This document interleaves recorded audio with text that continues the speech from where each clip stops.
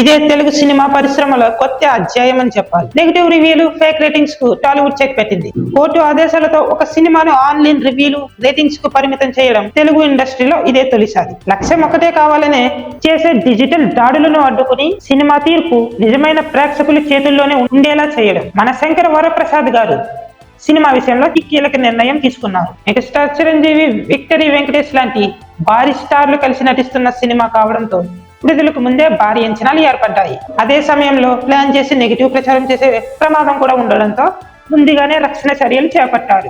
దర్శకుడు అనిల్ రావిపూడి తెరకెక్కిస్తున్న ఈ సినిమాపై ఫేక్ రివ్యూలు, అజెండాలతో చేసే ప్రచారాన్ని నియంత్రించేందుకే ఈ కోర్టు మద్దతుగా తీసుకున్నారు.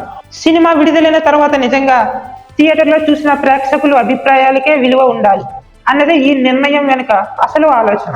సోషల్ మీడియా లేదా ఇతర డిజిటల్ ప్లాట్ఫామ్ లో కావాలనే చేసే ఈ దాడులు, తప్పుడు రేటింగ్స్ వల్ల సినిమా భవిష్యత్తు దెబ్బతినకూడదనే ఉద్దేశంతో ఈ చర్య తీసుకున్నారు. ఇది మొత్తం సినిమా పరిశ్రమకే ఒక బలమైన సందేశంగా మారింది. ఈ వినూత్న ప్రయత్నంలో బ్లాక్ బిగ్, ఏఐ ఫ్లెక్స్ సంస్థలు కీలక పాత్ర పోషించాయి. వాటితో పాటు భారత డిజిటల్ మీడియా ఫెడరేషన్ కూడా ఈ ఉద్యమానికి మద్దతుగా నిలిచింది. డిజిటల్ వ్యవస్థలో పారదర్శకత, బాధ్యత ఉండాలనే లక్ష్యంతో ఈ సంస్థలు ముందుకు వచ్చాయి. అలాగే ఈ నిర్ణయాన్ని ధైర్యంగా స్వీకరించి అమలు దిశగా అడుగులు వేసిన science screen, gold box entertainment సంస్థలకు కూడా అభినందనలు చెప్పాల్సిందే. వీరి ముందు చూపు భవిష్యత్తులో మరిన్ని సినిమాలకు మార్గదర్శకంగా మారనుంది.